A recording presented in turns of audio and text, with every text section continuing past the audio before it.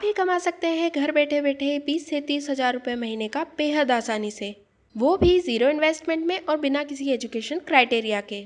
तो अभी description box में दिए हुए मेरे लिंक पर क्लिक कीजिए और डाउनलोड कीजिए मीशो ऐप को।